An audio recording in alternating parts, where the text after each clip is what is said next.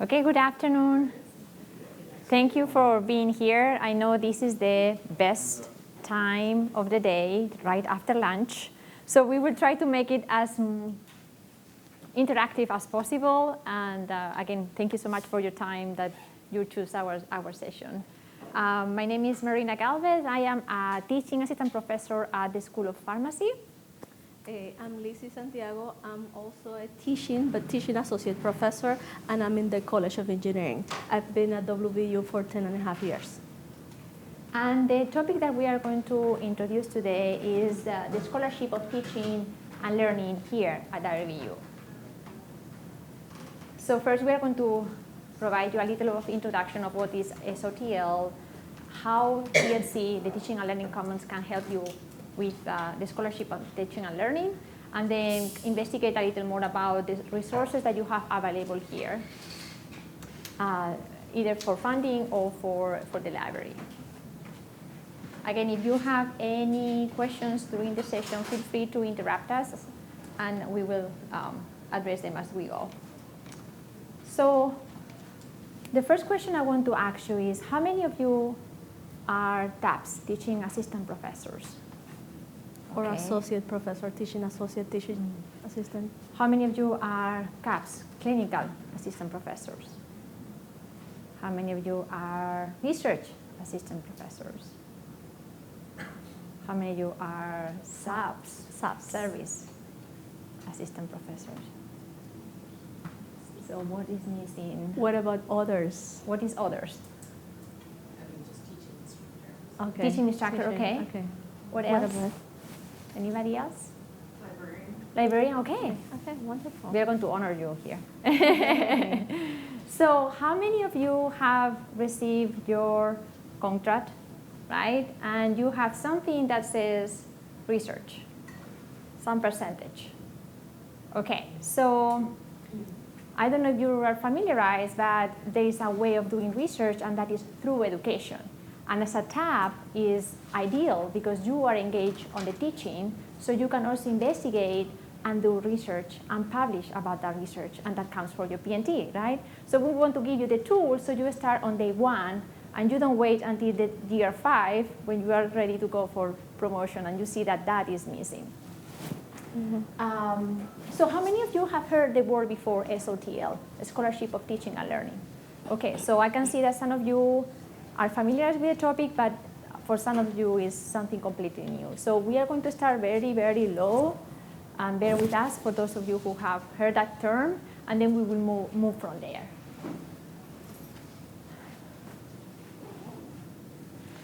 Okay, so what is the scholarship of teaching and learning? Okay, so if we go back to the basic definition of SoTL, you're going to see that it's systematic reflection. Okay, so it comes from you.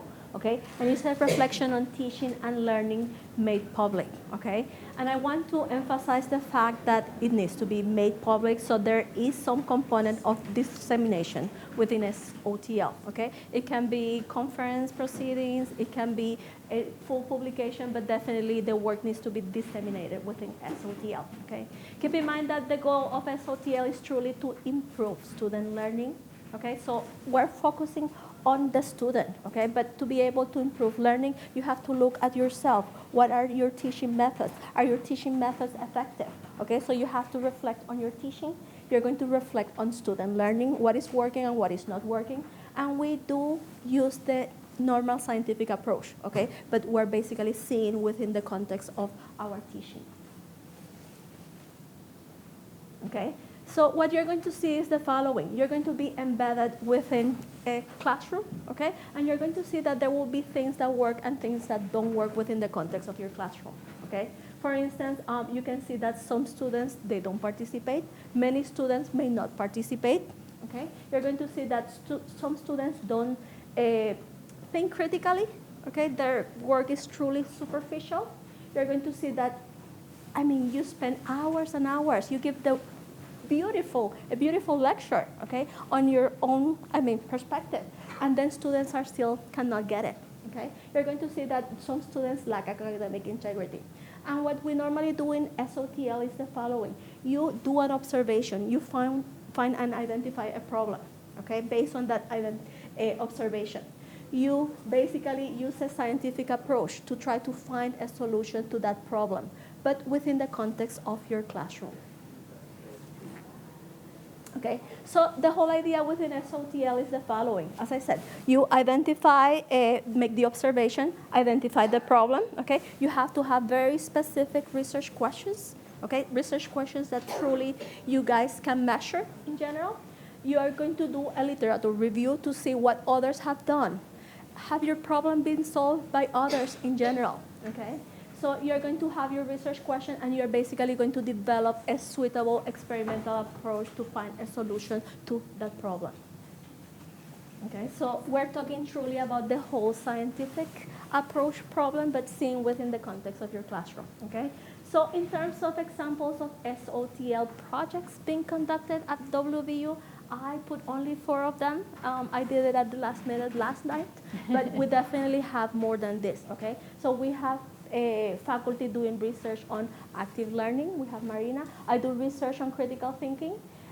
We have the physics department that supports a lot of educational research. We have Dr. Stewart, John Stewart doing research on the classroom self-efficacy, sense of belonging within the physics classroom. We have Gay Stewart also doing research on teaching in general, basically helping teachers, high school teachers, elementary school teachers develop proper teaching methods.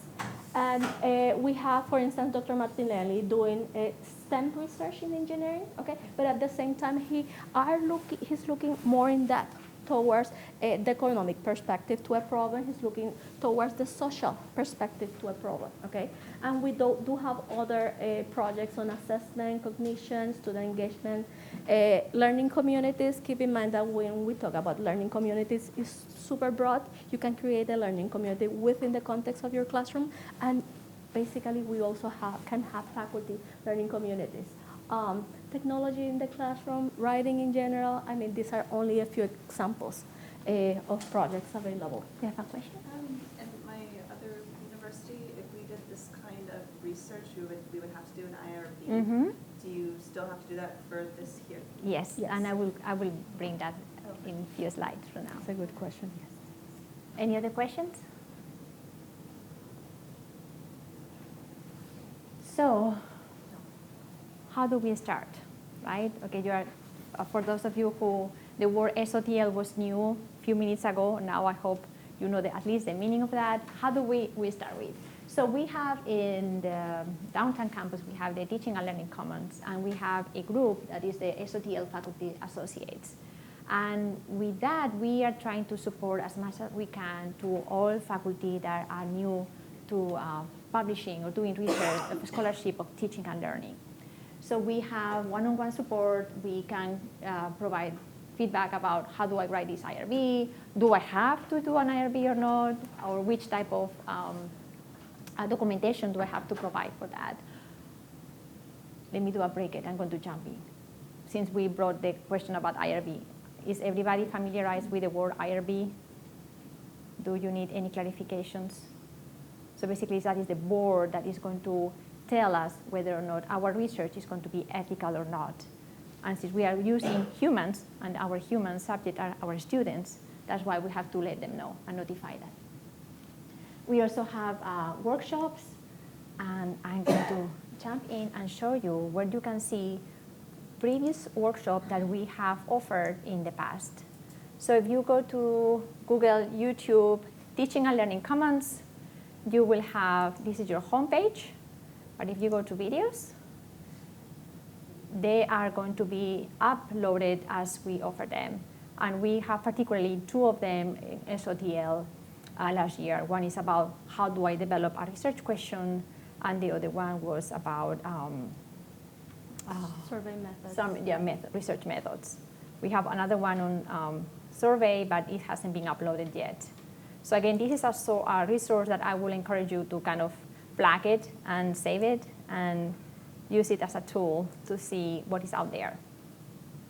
We also are able to help out with any other type of research questions. Maybe you are wondering, oh, I'm thinking about assessing whether or not my students will be better prepared if I give them a video before class rather than asking them to read a book chapter. Well, how are you going to measure that? So we can brainstorm about ideas and how to do that. And then the last part is the directory to connect faculty. So basically, DLC is working on a directory of experts that are within the university, and each of them have specific topics, so you can access to that and see who is doing what you think you want to do, and reach out to them, maybe ask them questions or partnership or collaboration. I want to emphasize the fact that you need to have really good, well-defined research questions. Okay, so if you have questions, be sure you ask, look for expertise, because your research questions are the ones that guides everything, guides the methodology, guides the whole assessment plan within your project. And you want to be sure that they are specific, they are measurable, attainable, time-bound. I don't know if you guys are familiar with SMART goals, okay? The same kind of a SMART ID, okay, has to be placed with this kind of questions. Okay, okay. Beside the support that we provide within the Teaching and Learning Commons, we do have some other support, okay, that the university gives in general, okay? So one of those happens to be a travel support, okay? So if you need money, for instance, to present a work at a conference, to network at a conference, okay, to travel to conduct research, okay, WVU has already set up a budget for this, okay? I don't know if it's $500,000. It varies by semester, okay? But what they do is the following. If the travel happens to be within the United States, okay, they normally cap it to $700, okay? This is a once per academic year type of funds, okay? And you can apply either on September 23rd this year, okay, or February 10, 2020, okay? And for international, they basically provide a $900, okay, for your trip. And the application process is super simple. They only want to know where are you going, okay, destination, place, a conference, the description of the activity, what is your whole budget, okay, and how much money do you need, okay? And as I said, they do cap it. Sometimes if they get a lot of applicants, the amount of money can be slightly below 700, okay, but it's normally 600 or 700 in general, okay? I've used those funds for traveling, and I honestly highly recommend you guys to keep this in mind, especially since probably your department can match or provide extra fundings on top of this money, okay? The other thing that the university, okay, offers is what is called research and scholarship advancement grants, okay? They have two different types, and the deadline is February 10, 2020 for the next cycle, okay? And normally they go in amount in terms of $15,000 for a single discipline, and if you're working in a multidisciplinary project, they will give you $18,000, okay? And they support research and other scholarship work that faculty perform, okay? So in terms of those funds, they split it in two types, okay? So if you're doing research on STEM, you want to apply for seed grants, okay? If you're doing publishing a book, writing a play, recording a CD, okay? Working on an exhibit, okay? You want to apply for a scholarship grant, okay? They are highly competitive. I highly recommend you to start putting together your package early in advance, but the application is not that difficult. All that they ask is basically for a narrative of your proposal. Normally it's just probably 5 pages, no more than that. Expected outcomes, the budget for your project, and definitely you have to include your CV in that document, okay? But I want you to be aware of this funding from now on, because I mean, any amount of money will make a difference. You're going to notice that. And the key thing is that we are telling you these dates, even though you are thinking, oh, it's February, the semester is going to just fly. And perhaps you get the notification through e-news 1 month before the deadline. And you are like, oh, I don't have the time. I wish I could know earlier. So that's why we are trying to give you heads up so you can kind of mark your calendar from now on. And I know that the semester will just fly. So by the time you are in Christmas, you're like, oh, do I have time now to do this? So good luck with that. So other ways of funding. So we have the Office of Sponsor Programs, and that is within the research office. And any type of grant application will have to go through this office. And so it is easier when you let them know ahead of time. You build a relationship. You are telling them what you are looking for, so they can help you and put the package together. So in this one, it has a summary on the link that we can provide you later. Link of all the different type of foundation funding. So it's not only federal foundation from NIH or NCI. We also have from state, private resources, cooperation foundations, and nonprofit organizations, as well as the internal grants that we are going to develop. I'm going to add just a few words. You want the OS people to be your friends, okay? And I have to say this, from the beginning, they are the people that gets your grant. They are the people that submits your grant. Before they submit your grant, they have to review your grant. They review the budget. They review all the font, the margin, grammar. They review a lot of stuff. And you want them to be somehow on your side. Okay, I don't know if you get it. And honestly, a good relation with OSP is always extremely important. Even once you get your award, they manage your award, how much money is left. They send you yearly reminders. Your reports, everything. They keep track of everything. Don't ask me how they do it, but they do it.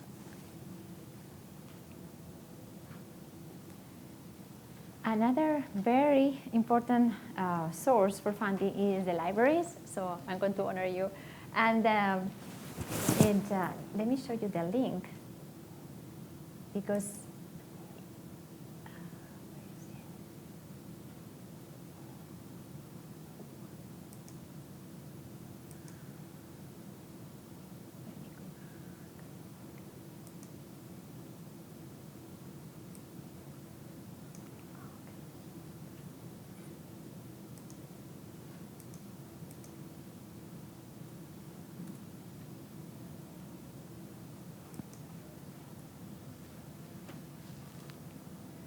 because I found that the library has initiated from last semester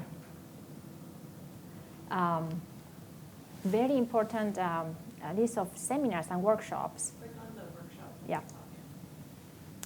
That are available. So basically, there are some of them that are going to be used in the database of how we can incorporate literature, like Mendeley, or there is SoTL, another one. But also, there are going to be how to manage research data, intellectual property, how to even make the impact of your publication. So let's say you are publishing in 1 year from now, your first paper in education. It's not only about publishing, it's also about what is the impact of that publication? How many people are going to be able to read it? Is your intervention going to affect how other faculty are teaching and changing their teaching? So by using these resources, the librarian can help you out to put that word outside there and expand that impact of your paper, not just in a plain website or in a journal. There are some funds from the library that are going to be helping you out to publish in an open access, and I can say that funding is very limited. You have to be aware of the deadline. Usually by May, there is no more fund left. But I don't know if you are familiar with open access. Basically, you are paying a fee in order to publish your publication, but that is open access. Everybody can access through the internet. The library also provides some information about a foundation directory. You can see different foundations are going to be advocate for certain things. Some of them are going to be in education in STEM, another one's in literature. What is being out there, and how can they help you with that? As well as Pivot, and that is an opportunity that you can, it's like a database where you sign up, and there is a workshop coming up in October. So Pivot is a database. You will put basically the keywords that you want to get a funding, and it will automatically, as soon as one pops up, you will get an email notification using Pivot. Other things that the librarian can help you with is you have an idea, and you are measuring the impact of student retention. Now you will wonder, where do I publish this? So the librarian can help you out with identifying the best journal for your type of research. Okay. I have to add the fact that for those of us doing educational research, they keep a repository. So if you put on your grant that you have to disseminate your data, okay, they basically will keep the data, and they basically create the repository for you. Okay. And in terms of pivot, you're going to see that it's extremely important that you somehow put your information on the system, log in and put your interest, because they send you information every Sunday. Okay, so one of my Sunday things is to go to my email and figure out what are the funding opportunities, okay, available. They don't do them that well in advance. I think it's probably 1 month, 2 months in advance, no more than that, okay? But it could be sufficient for some of the, funding available, okay? Okay, we do have, besides the librarians, we do have a center at WVU. It's called Program Evaluation and Research Center, or PERC, okay? They do provide support, okay? Slightly different from the librarians. They provide support in terms of methodology, experimental design, okay? So if you have questions about a survey, okay, if it's a good survey, or if this is a good experimental design, okay, they are there to help you, okay? So if we are going to make those slides available, right, for you, okay? But this is a good place to start, okay? If you have already your research question and want to be sure that your experimental plan is properly designed. Okay, so coming back to IRB. So basically the IRB is the Institutional Review Board, and it's going to be monitoring that your research is fair and is ethically approved, right? Because we are in a situation of power. We are the faculty and we have the students.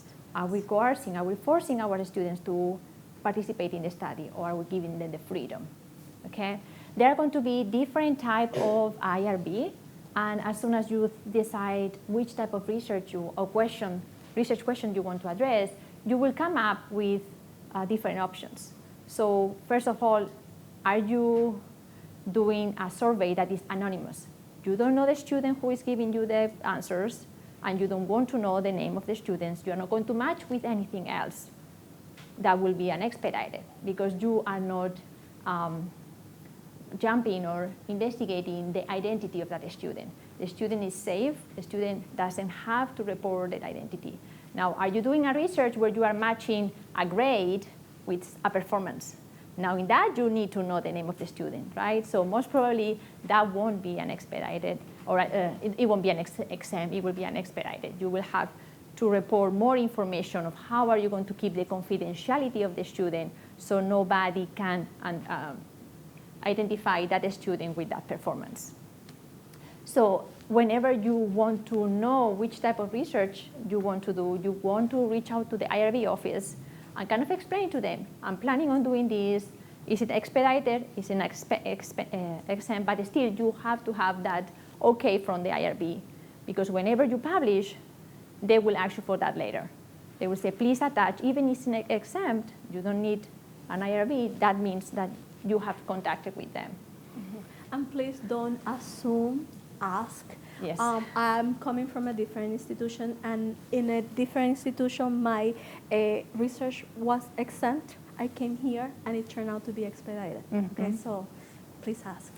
The other question, thought I will give you is, depending on the department that you are working on, the school that you are working, find out whether or not your institution is called an umbrella IRB. That means that a lot of different educational research will go to a different committee that is going to be, has been approved to oversight all those research projects. So kind of find that out with your colleagues at the school. In order to submit an IRB, you will have to do some CT training. And that is basically the Collaborative Institutional Training Initiative. If you go to this website, you just log in and you say that you are a WVU employee, you will have 100 million options of courses to take. Yes? If you've done this research within this past year, Mm-hmm. institution, this training, do you have to do it again? You can link them. You So can link basically, them. when you re-log in, now you're going to say that you are part of WVU, Okay. and they will pull that up, because basically that expires every 3 or 5 years, depending on the course. But yeah, you can link them. I have to do the same thing from Cincinnati. So there are going to be a list of different courses that you have to take. These are the mandatory if you are doing educational research. And it is social and behavioral research, because we are studying the student and the learning. Okay?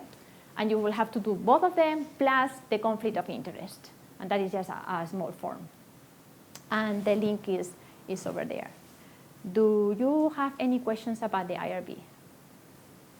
They do have a new method, which is the flex. The flex allows faculties to submit, to request, okay, to do some sort of project. The only thing is that you cannot publish, you cannot disseminate, okay? So if you're thinking about just gathering data and see if something works or not, okay, without having any publication, that's also an option, okay? But keep in mind that if you want to use later on the data, okay, then you have to apply either expedite or the other method. It's just for something quick. I mean, they are normally evaluated within the same day, so quickly you can get some sort of approval from that. It's called flex. And don't get intimidated. I can tell you from firsthand that when you put together the package, it's just on a web-based questionnaire, and they will ask you, who are your subject of the study? What is your methodology? How are you going to address results? How are you going to address the confidentiality? Are you doing any questionnaire or any kind of other type of assessment? Give us a copy. And you can get feedback within 24 or 48 hours. So don't feel like, oh, it's another step I have to do. I don't want to deal with that. They are very, very, very efficient and very helpful.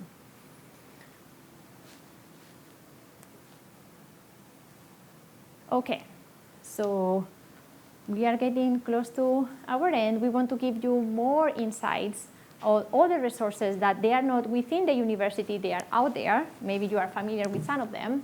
The National Center for Faculty Development and Diversity, the university has a contract with them. It's a national-wide organization, but if you log in using your WVU email address, basically you will have access, and they will post different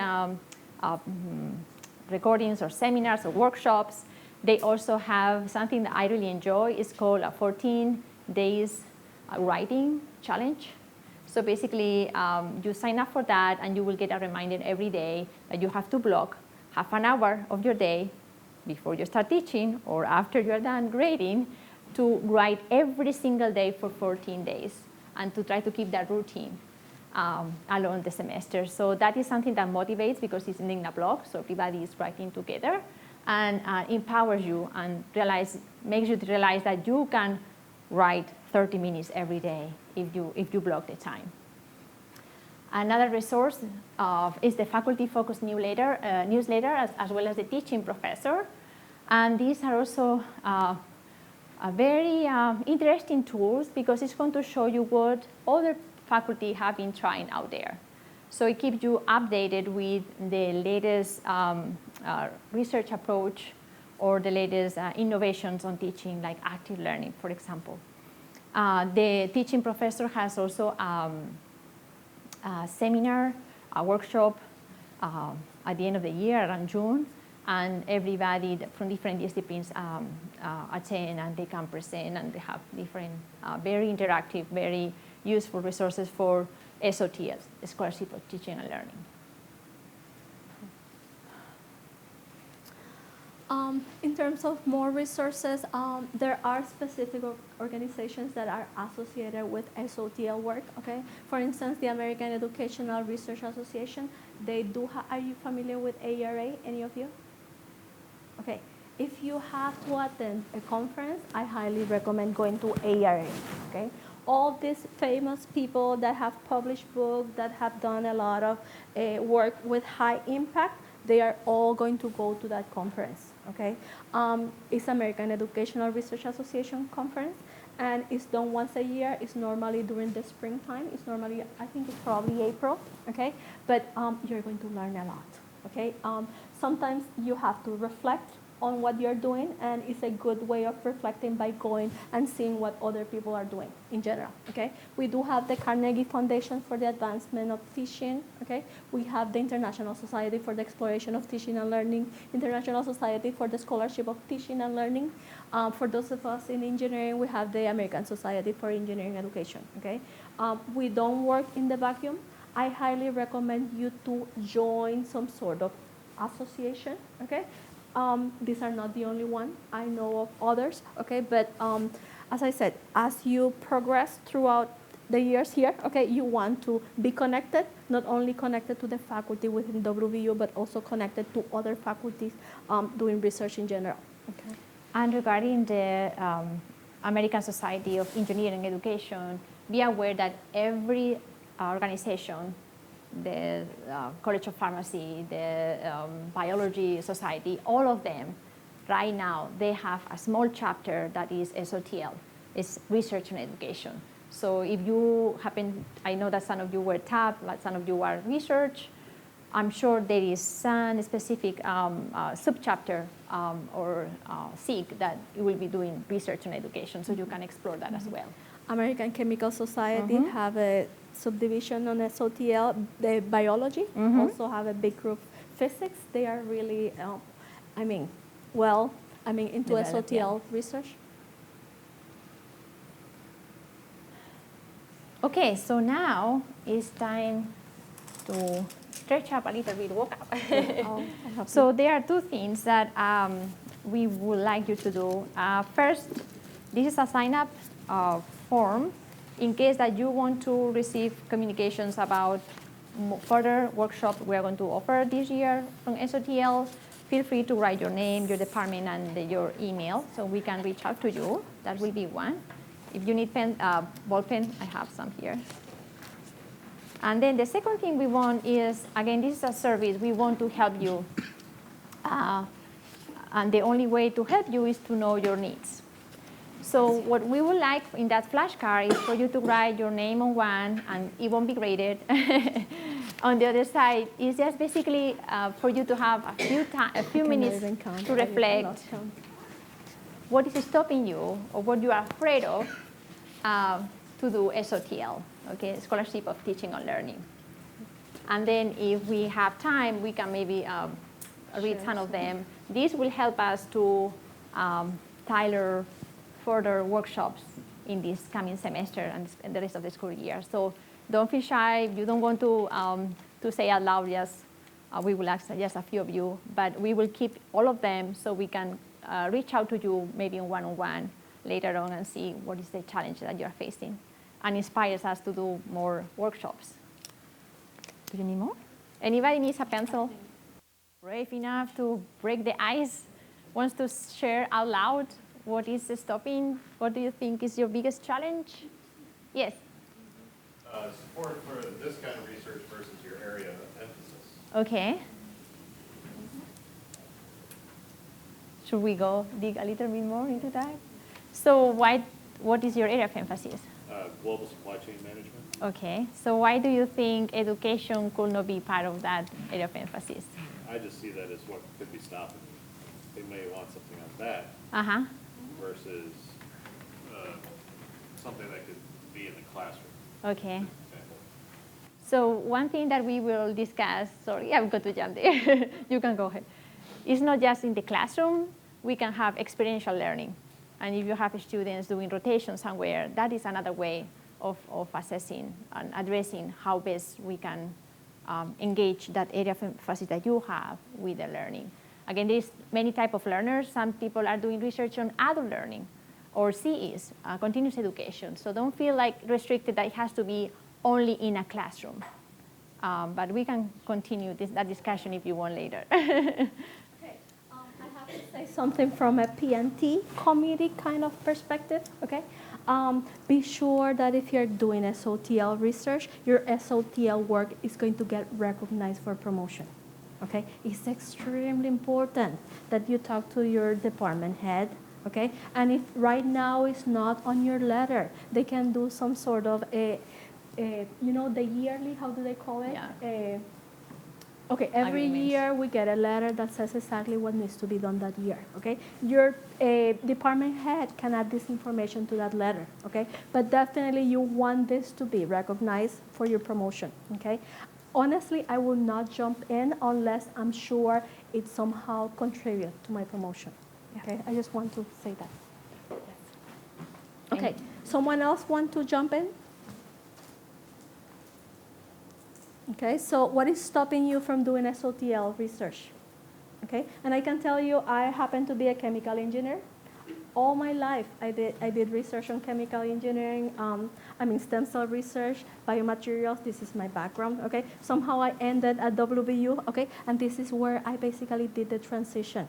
I had absolutely no clue what was SoTL research when I started doing SoTL research. This is why I highly recommend you to talk to people doing SoTL research, go to conferences, okay? You're going to see what other people are doing in general, and you're going to see, oh, I can also do that type of research, okay? So, Anybody else wants to jump in?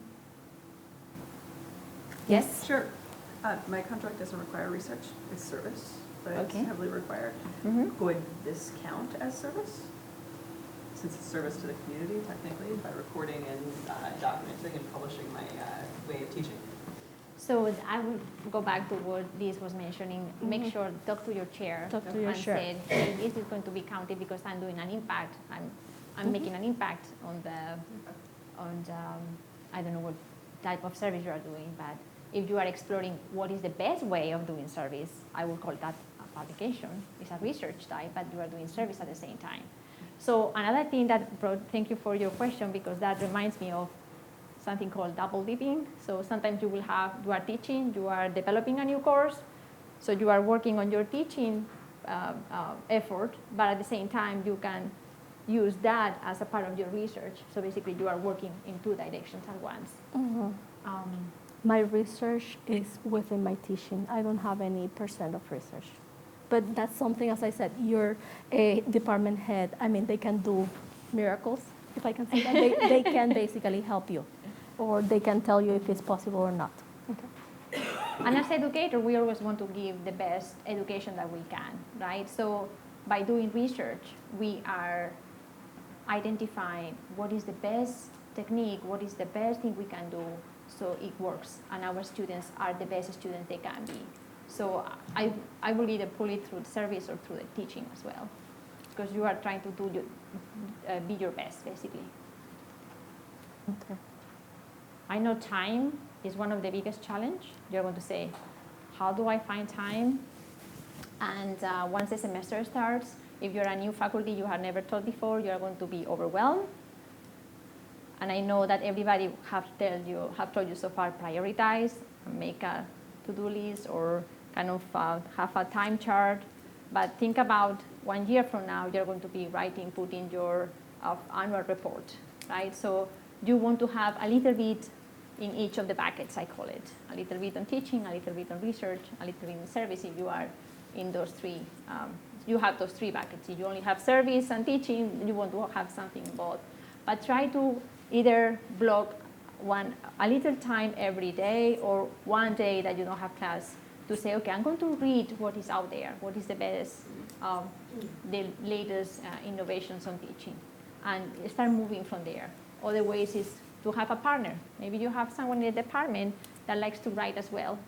Maybe you can both together sit and write for half an hour. That is one thing that would have worked for me. Because again, I was thinking, I don't have the time. I have my students, and I block my writing time in my calendar, and if a student show up in my office, I'm going to cancel that, and I'm going to listen to my student. But try to find those times. I would say that is one of my challenges. Mm-hmm. Concerns in general, questions in general that you may have. As I said, we've been here, long enough to understand the system, but we're still learning in the same way. So if you have specific questions for us.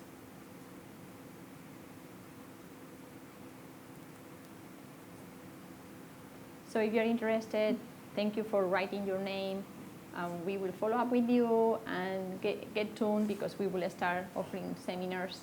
If you want to see what was on the past, just look for the YouTube TLC, the videos, and you can see what we have been covering in previous years. And we do have a lot of expertise on campus. We have people that have already established their research projects. They have a continuous funding, okay? So don't be scared of asking people, okay? And find those people that can truly help you, okay? All right, are we good? Okay, thank you.